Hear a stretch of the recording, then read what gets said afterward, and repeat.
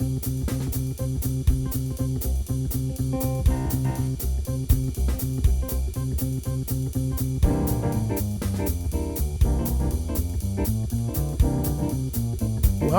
to another broadcast of the Deborah Ruffini Show on the Artist First Radio Network.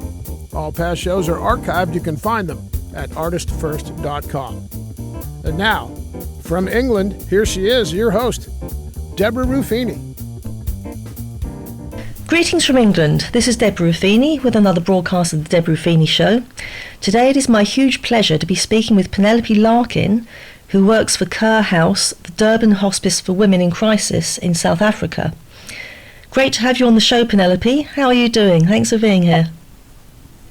Yeah, I'm doing very well, thank you, Deborah. It's very, very lovely to be on your show. Thank you for inviting me. Oh, thank you. No, the pleasure is all mine. It's great. It's a privilege.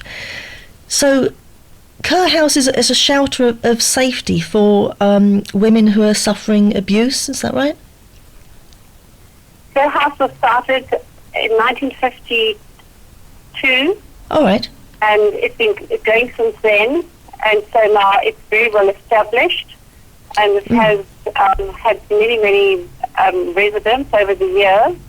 I was there on the committee, the House Committee, for 5 years.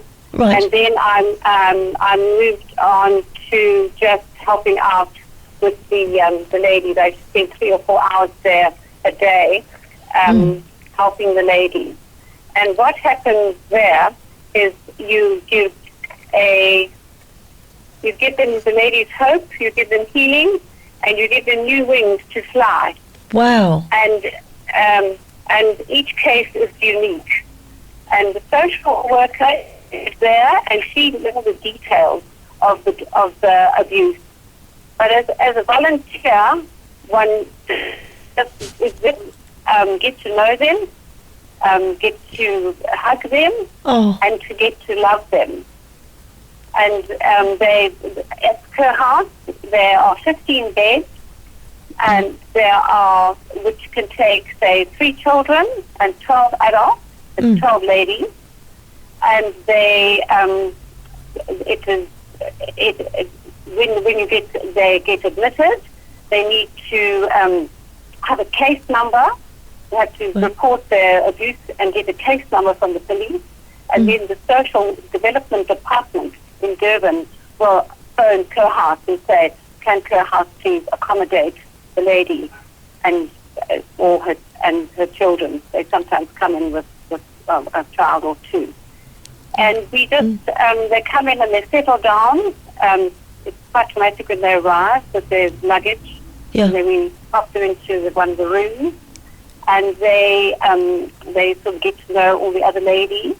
Wow. And it's, and for me, I was just going there for I did a year of 3 or 4 hours every morning. And with their children, then I have a lovely time. And with children, I have granny time. And I will play with them and just absolutely adore them. And then, and with the mums, you're just there for them, you know. And it's, and they allow to stay there between 6 to 8 months. At 8 months, that's really make an exit plan, which the social worker will do. And we have 2 house mothers. They work 1 week on, 1 week off. Right. And they're absolutely fantastic ladies. And the ladies will have duties. They will be given duties, whether it's kitchen duty or whether it's house duties, and they will do those each day. And then there are some Bible studies, and then there's sewing classes. They do sewing projects, and that always keeps them. The social work is very determined to get the ladies back onto their feet. Wow. So it tries to organize skills for them. And then they eventually you see them, you know, packing their bags and on their way. There are a lot of donations that are given to the house. So the mother will suddenly have a room full of clothes which has been given to her, and she will have to pack them up and be on her merry way. Right. And it's run by the church. Oh. Run by the Cyprian's Church and St. Paul's Church in Durban, and they have management meetings, And it's a lovely old house, and it's just up from the street from where I live. And there's a gardener called Robert. He's been going there for 25 years, and he's like the boss there. He's just so lovely. And there's Lindy West. She's an African lady who comes in to do a bit of housekeeping, and it's a very special place. Oh. And they do these. What was the other project they were doing? Sewing of handbags, and the people pop in and they have special occasions. If someone out in the open with a birthday, they will come in and they'll have a birthday celebration with the girls in the house. Oh, wow. So there's a lot of attention and love given to the girls, and they don't cry often. It's usually laughter and love, Yeah. So it's just a wonderful place. Oh, it sounds. So Deborah, so any questions, my darling?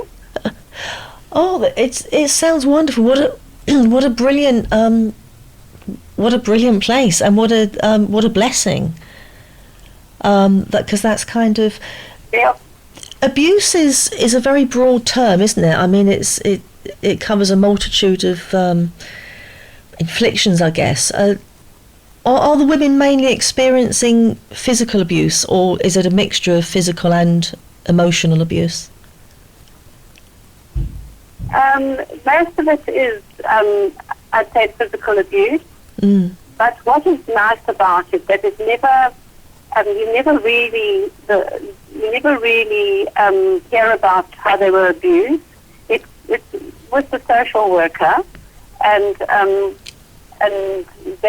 she does counselling. She counsels the ladies each day. I think she calls them into her office, and she counsels them.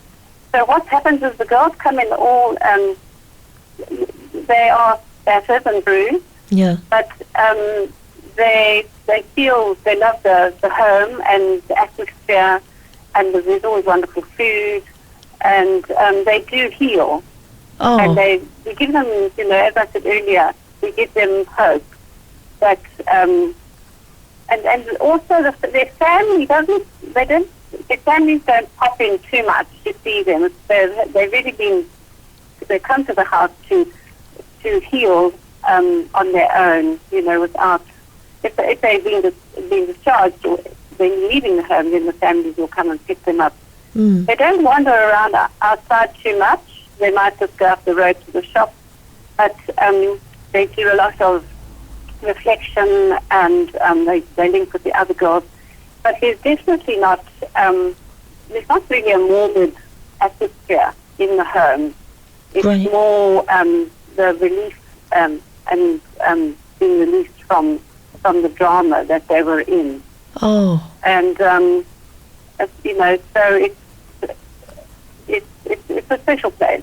It's really special. And they've just started, because they were given so many donations, they've just started a little charity store next door, which they put in a few things that they don't need, and so they're hoping to sell those to raise some money. And lots of people are popping. The churches pop in, and as I said, the donations are plentiful. Clothing and makeup, and then we give the churches bringing food.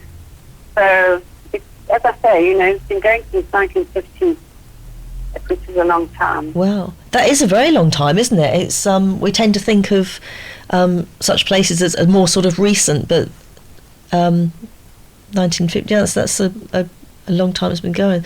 That's brilliant. It sounds like it's so important to have a lovely atmosphere, isn't it? To be encased in a lovely atmosphere where something so awful has been going on. And and the girls, because they're there for the same reason, they do link up. And if I think back on friendships that developed from there, where I live, there was a mother and her daughter who were there for 8 months, and the mum came in all battered and bruised. And the daughter, she was at school, so she had to go off to school, but they just moved in to a flat nearby where I live. And it's so nice to see them out and about, and all fine. Oh. And I'm not sure whether the abusers, they very seldom sort of knock on the front door. It does, what happened once or twice when the abuser tries to come at the girl again. And then we've had interesting cases of a girlie with a baby, and then the boyfriend wanted her back with the baby. And it can get quite hectic. And as I say, each case is unique. Yes. If I think back on the time that I've spent there, there have been some quite interesting cases. There was a little bit of drugs one day, or this woman came in with two beautiful little children who I immediately attached myself to. And then the next morning, the mum was in the bathroom doing drugs, Oh. and that was so sad, and unfortunately she had to leave. There's no drugs or alcohol allowed. So we, really try and keep them clean. Yeah, and that's important. And the children, they fit in very, very well. There's a whole lot of toys, and there's TV, and they play and they romp around. I was with them. There were three little kids, and so you can make it really fantastic. For them at this time of their disaster, of their life. Yeah.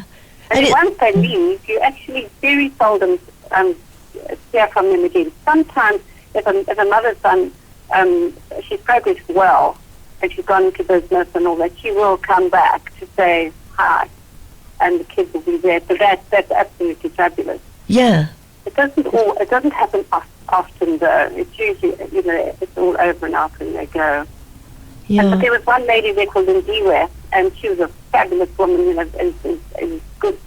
She had a nice career, and her husband and her broke up, and there was a bit of hurt there, physical hurt, and she had to. And then she was going off to court to try and get her share of the property in the estate. Yeah. And then on Mother's Day this year, she sends me a message. So you do develop these absolutely precious relationships with the odd one, which you just love, and it's just absolutely fabulous. And then sometimes I take them out. If there was a woman in labour, because I'm a retired midwife, the little girl goes into labour, and I go and pick her up, and then I'll take her to the hospital here, Addington, on the beachfront. And then I will, because I'm a midwife, I know exactly what to do in the hospital, so I hand her over to the staff, and then she will deliver the baby, and then I'll go around, visit her, and then I'll collect her and bring the baby home. So that's just such a fabulous thing for me to do. Yeah. Because, a hospital is my second home. And so that, even the other day, they phoned me and they said, "Oh, Penelope, can you just come in? We've got a lady who's feeding her baby and she needs a bit of help." But there's a social worker who's a bit authoritarian, and she and I don't really, so I said, no, I can't come at this moment. Yeah. So, and we had a previous social worker who, she did a little bit of wrong. I think she even mustn't involve the police in the lady's lives.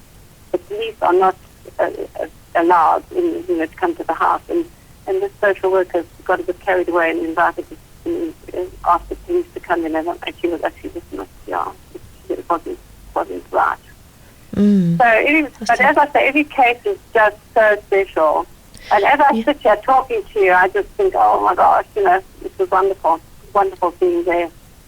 Yes. And so what else can I share with you? I bet. It's just fascinating speaking about this, because it's such a brilliant cause. Do the women tend to come from a variety of different social backgrounds? No, they come from a variety of backgrounds. Yeah. As I said, this Lindiwe, most gorgeous lady, she came from quite a prosperous relationship. She and her husband were doing well. Yeah. And but being a volunteer, then you don't really find out the gory details. But it's a very special place. And I'm not trying to work out is one has to be how one fits in there. Where you know, how big your heart has got to be, because it's just, you know, it's lovely. And I used to go there and just tidy up and do the garden, and yeah. So, and I know that I'm just trying to think of there were other people who were keen to volunteer, but they come in and they just, you know, they sometimes they get it right, and sometimes not really. So just talking here, I feel like getting into my car and going there right now. And, and just telling them, you know, how I spoke about their beloved faith, and see what they say. And then, so that's what I've done for the last 5 years. But since I left nursing in 2010, I found quite a few things to do. I was belonging to the Paul's Church in Durban. All right. And there, and also at the hospital where I worked, there were some Congolese car guards. And I got friendly with two of them. For a year, I looked after 5 Congolese children, just taking them out and about, off to the beach, or, you know, I used to see them a couple of times a week. But as they get older, they, you know, need more. And then I used to also do, at the St. Paul's, they had a soup kitchen, which was every day. They've been doing it every day for 22 years. Oh, great. On Tuesdays, I had to go there. You meet all the homeless, or, you know, about 50 or 60 in a queue, and you make massive pots of soup, and the bread gets delivered, and you get to know them.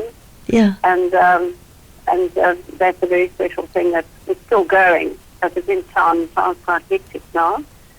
And then also at St. Paul's they had a shelter movement. They had meetings on Thursday night, which would you would go to the meeting and then you'd get into your car with a couple of others and you'd go around to the shelters and you'd go in and socialise with the residents at the shelters. The shelters aren't quite up and there are a few up and running, but not really. But that was quite interesting. I bet. You know, with the shelter movement. And then over the years, I've been, there was a young guy out at Hillcrest where I lived, and he was disabled, and for 2 years I helped him. I had to drive down and bring him to the beach with his wheelchair, and I got the surfers to pick him up and take him into the sea. And, you know, you just do these things spontaneously because, you know, God just gives you these ideas that he puts into your heart and you just do them. Yeah. And then there was another man in a wheelchair. He was a wheelchair bound who needed love and loving company. And this is from his family. So I used to bring him down to the beachfront to be with his family, and that was quite a lovely thing to do. I bet. And then over the years, I've been in with some elderly women who need, you know, the elderly need company, and they need a bit of love and taking out and about. So I've done that. And then also I've done a bit of caring. I've looked after a Jewish doctor and another lady. I looked after a Jewish doctor for 2 years, on and off. Yeah. And then there's a lovely lady with dementia. And I was giving them I was sharing with them my nursing skills, plus a lot of love. But I know your program is all about, you know, doing what God wants you to do. And I just know that God leads me where he needs me, and I always respond to his call. And if you look back on your life, you can't really understand it, but you know that you've done it.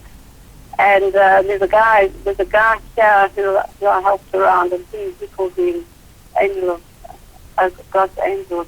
I'm not sure. So and then there will be so it's just since I stopped nursing and I was free. You know, because of my nursing, I was very busy being a mum and a nursing sister and a wife. So he's just filled up my retiring years with lots of lovely things to do in his name. And I've just recently been looking after a metaphysicist who's a fascinating person. Oh, right. She's incredible. And she just lives in the building. She collapsed and went to hospital in a coma for 5 days and came back. And then I got a call from security to please go up to her flat and see if I can help out with the insulin and the the blood sugar and all that. So I've been busy with her for 5 or 6 weeks, and she is totally fascinating. She's travelled the world with being with the which is amazing. She's also got a program on radio.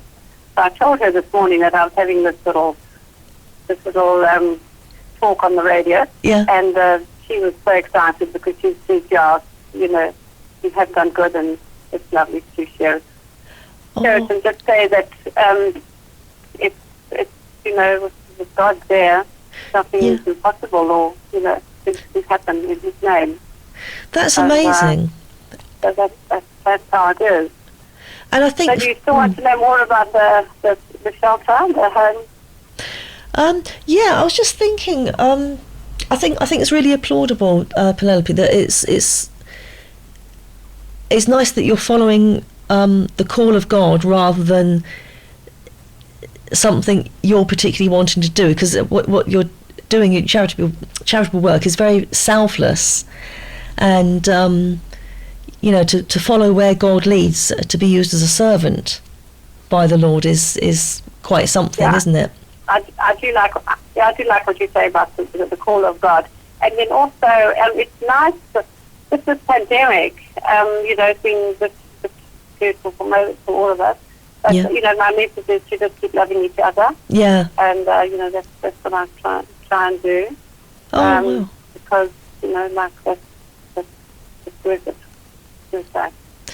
That's and then well, what happens in England with shelters for abuse? Do you have much?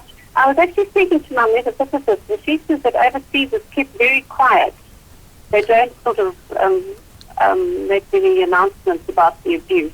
Can you tell me a little, if you know anything over there in England? Yeah, it's kind of, we have, I think I don't know if it's an international organisation. We have Women's Refuge, which is kind of a... yes. Is that international? I'm not sure, yeah. But so I'm not sure. We have places dotted around. There's another...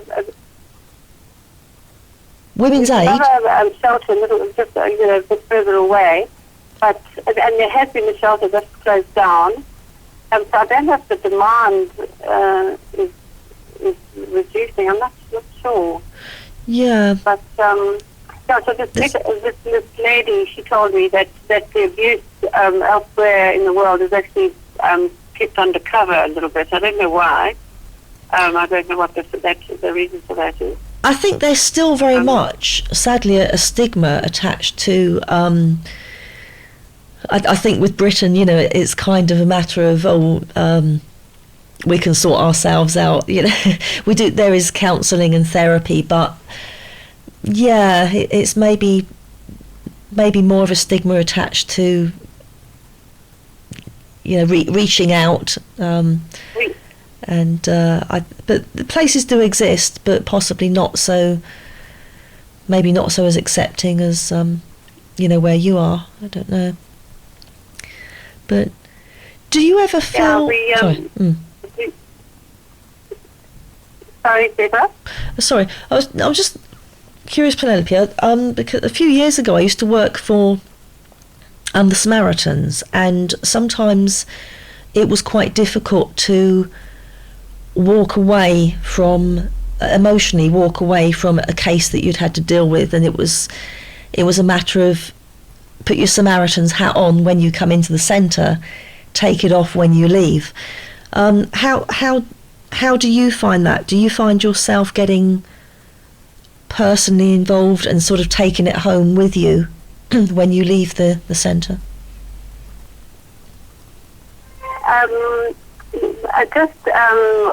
I just want to tell you that this wonderful woman, this metaphysicist, she has a radio program, and it's called Heal Your Life. Oh. And she does it through Cape Town, and she's done it for years. And she's also done a lot of, and she's worked with you know, the disabled children, and she's actually a remarkable woman. Yeah. And what was your question then? I didn't get it, Deborah. Oh, sorry, Penelope. It's have there ever been any cases that have, amidst your care for the women, has there ever been anything that has personally affected you that you found it difficult to work with or support because it's affected you on a personal level? Did you say what type of care? Oh, sorry. Yeah, it's really any. The Good Samaritan. You said was a ministry. It's kind of a helpline for anyone who's in distress or helpline. Sort of, okay. Yeah. I don't know about that. Yeah. I've spoke to my metaphysicist this morning, and I just said, what do you tell the lady how to get better? And she said, well, she just knows that you need the love and support of your family and your friends, and of course your faith. Yes. And that's what she sort of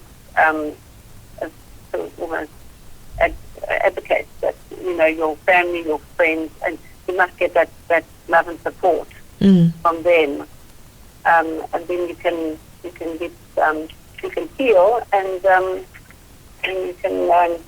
you can get your wings back.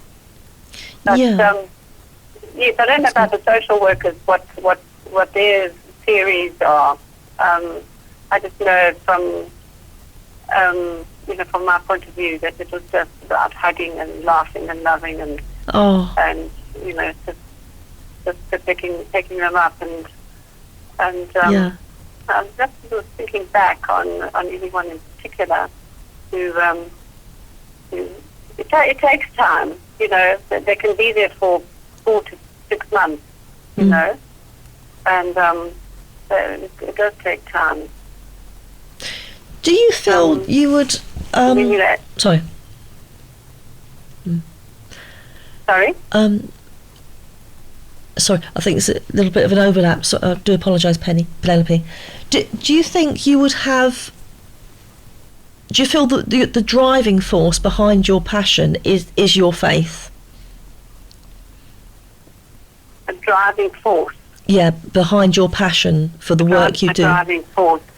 Really, if you are a child of God, and I'm not terribly sure if it's the combination of the nursing and the Christianity, my Christian faith. But it was just who you are. You can't do it if you don't like it. Yeah. I will walk into the hospital with a lady in labour, and I know exactly how to hand her over to the staff, and because I'm at home in a hospital. But for charity work or volunteer work, there was one lady that they brought in to sort of give me a bit of a break, because I was going there every day and loving it. It's just a kilometre away from here. And they brought in another lady to see if she could come to the party as well. And it's a spontaneous, natural thing. You can't study it, or you can't, yeah. It's just, I can't explain it. It's just how you are, And of course, she's so blessed and so grateful. When you look back and you think, I've done a fair amount, and you're just so grateful. Oh. And then you did some ministry work in which country did you go to? Oh, no, I haven't been anywhere. I'm boring. I haven't travelled, Penelope. So you haven't, but you were the Good Samaritan. Oh, this was based in where I am. Yeah, it was just it wasn't far from me actually, walking distance. So it was just kind of doing a day shift and a night duties. But some cases would affect me when I would leave the centre. Some cases would affect me personally, and I just wondered if the same thing would happen with you with your line of work, because at the end of the day we're human, aren't we? So we still feel for the people that we're caring for, as much as it is our job. Yeah, but it's we've got a wonderful Reverend May Laban, and all our churches are closed, so we get video sermons on the Sundays. Oh. And she's absolutely terrific hearing from her. With her, she was a teacher, and then she moved into became a priest, and she's just absolutely fantastic. Wow. I don't know. I can't really say how to invite it into your life. You know, we get people on the beachfront who love to feed the cats. Yeah. There's a guy called Owen who comes down and feeds the cats every day, and he spends 12,000 rand on the cat food every month.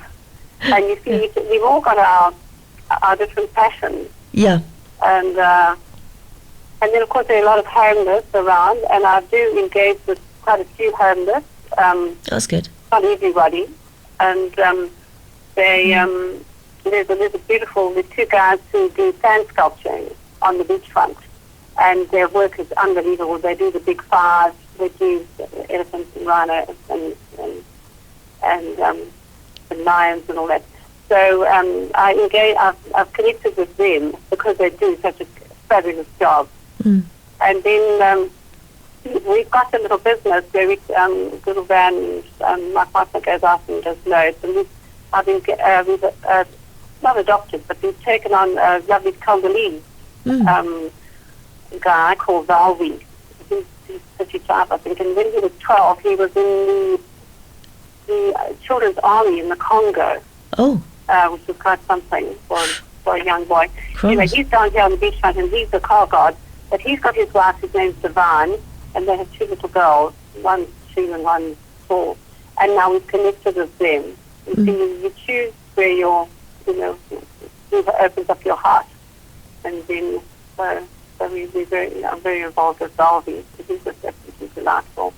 Oh, so, that's lovely. Yeah, you get in the park, where I'm looking down onto, you get people who provide food for the homeless. And then here on our drive-in, we've got, because of the lockdown, we've got, it was 21 tents, big tents, now it's gone down to 15 tents, I think, of the homeless. They're housing the homeless. There's 1,500 homeless on just a kilometre away. Wow.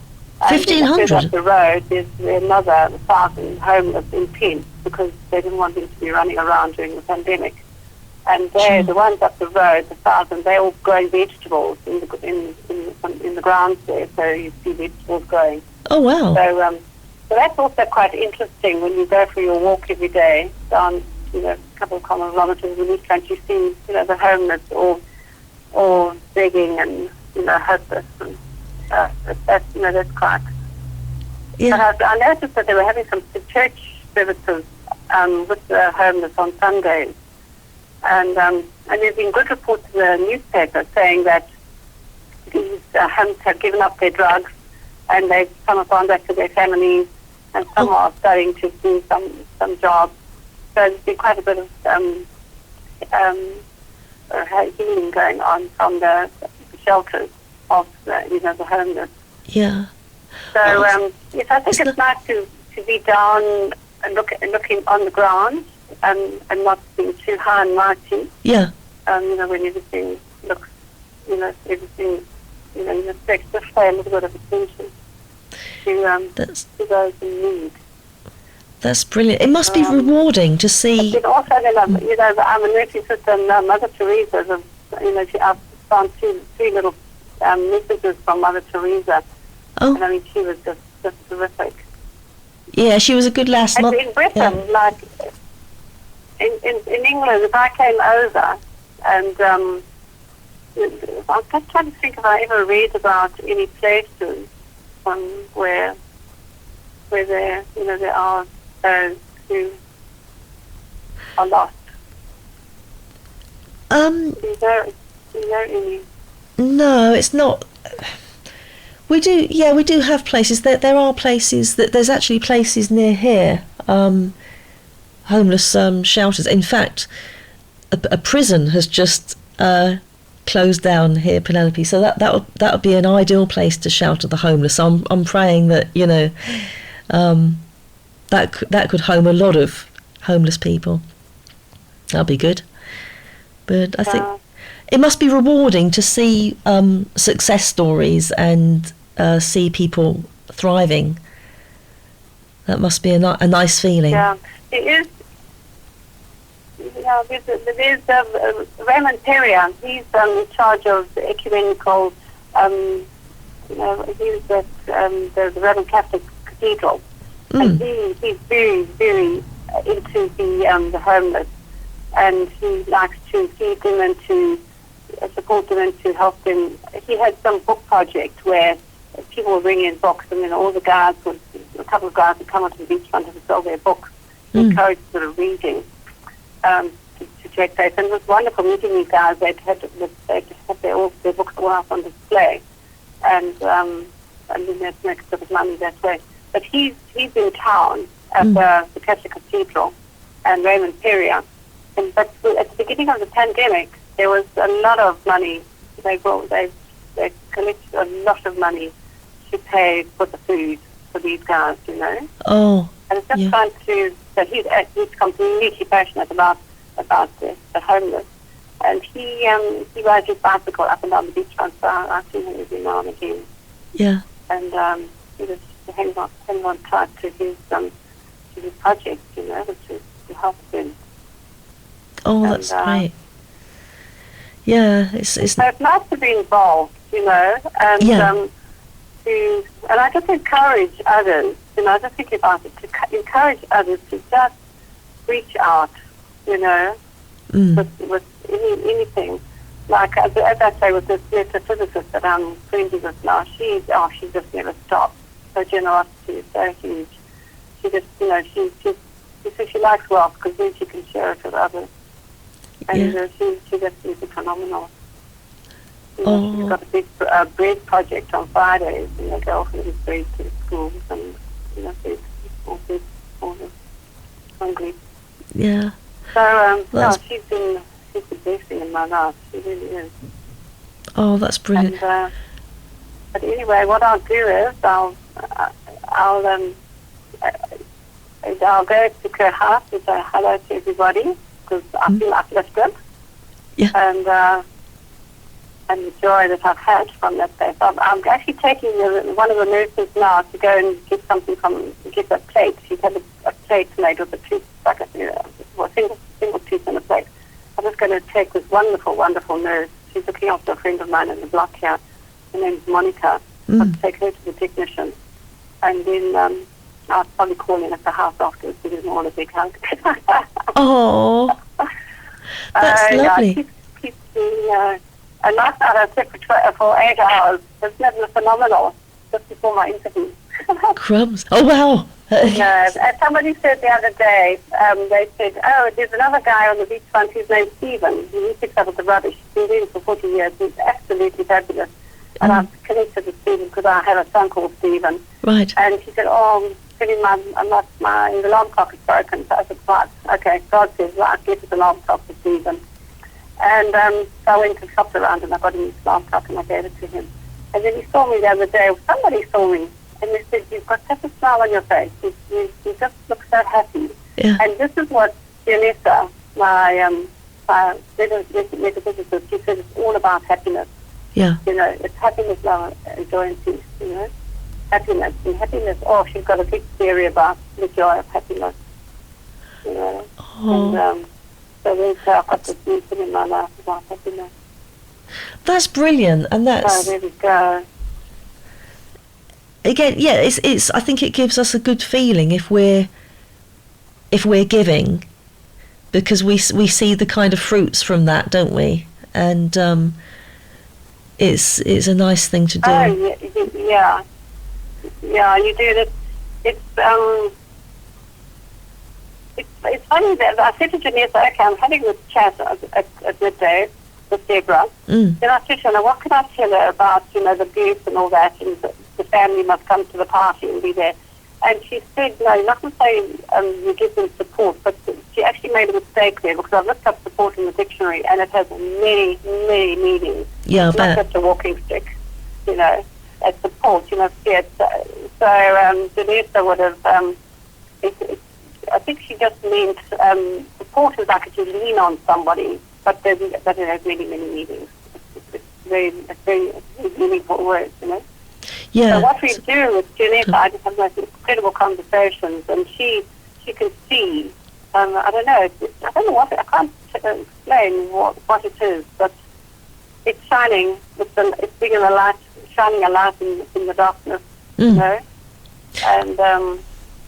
that's really what it is. That's a nice way of putting it. Yeah. And you sleep well. You sleep well. I used to say I went to Kerr House for 3 to 4 hours a day and then I'd sleep well.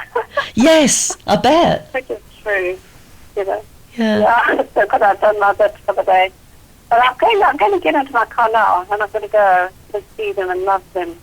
Yeah. And just share my happiness with them, That's what it's all from above. It's just so lovely. Love, love, love. And yeah. yes, that's what you need to feel. I saw her this morning. I just took her blood sugar and wanted to check it out, and she said it's all about love. It is, and it's love. It's almost like carrying on Christ's work, isn't it? It's almost like he's left it for us to do. It's I think it's about that as well, about it coming from. Did you just say that again, please? Oh, sorry. It's almost like us taking off from where Christ left off, if you like. It's carrying on the work of, well, whether it's Christ or, a broader term, it's carrying on the work that Jesus would have done here.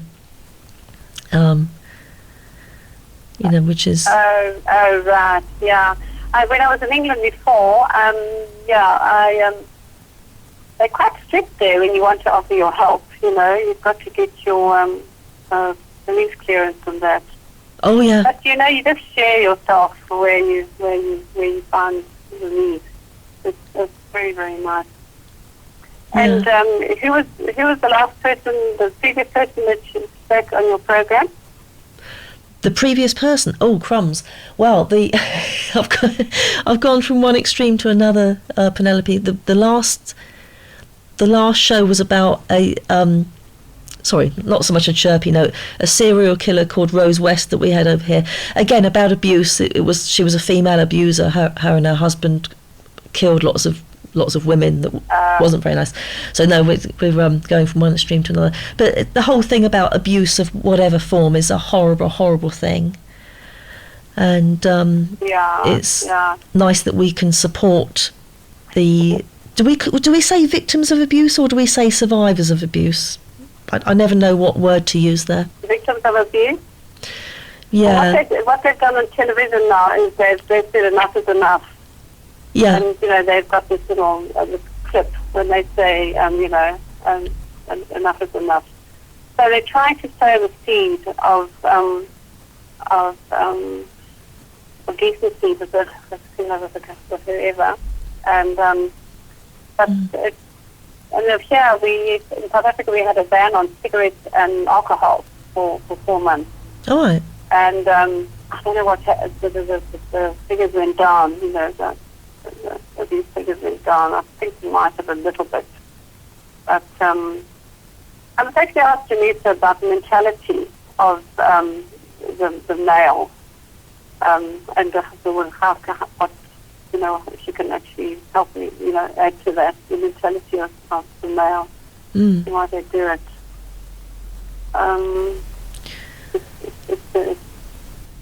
Yeah. That's not good. I wonder whether it's been going on for years or whether it's just a modern trend. Yeah, it makes you wonder, doesn't it? It's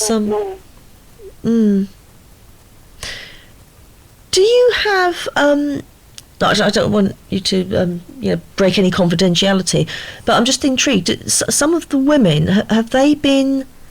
Do you get many women who have suffered female to female abuse? Oh, no, not that I'm aware of. Okay. But not, no. There's many. Okay, yeah, just. No, I don't think so. What I can do is I'll go and see the house mother. The one house mother is my absolute darling of all darlings. I just completely, utterly adore her. Oh. Her name's Zalma. And, I've just in asking, I must just ask her whether that ever happened. That's intriguing. No, I really don't know the answer to that question. Okay. Oh, that's all right. No, just... Yeah. It's been an absolute pleasure speaking with you, Penelope, and it's just so... It's nice to know that people like you exist in a world like this, because we need pillars of strength used by God, and it's so essential, isn't it? And so... You see how anger sparks off, Or I don't know. I wonder what's happening with the younger generation, whether they've sort of very calmer, the youngsters. If they might be actually. Yeah. They're all so busy on their phones and that. Yeah. No time to argue. Yeah, I think that's it. But we live in a generation that's everyone's attached to their phone, sadly. But yeah. Oh, this hour has gone so quickly. It's been great to chat, and thank you so much for apart from what you do, for being a guest on the show, Penelope. It's hugely appreciated. And blessing so many troubled lives, I think, is the key here, isn't it? Which is amazing. Do amazing work. Issue of abuse is horrible. It is a horrible thing. How's our timing? I think you've done it. Anyway, I really love the fact that you've asked me to speak out a little bit about what can be done and what needs to be done. And I just encourage people to just reach out to others, because it's just so worth it. It's just so wonderful. And I just had it's slowly developed in my life, and now I do it not full time, but most of it.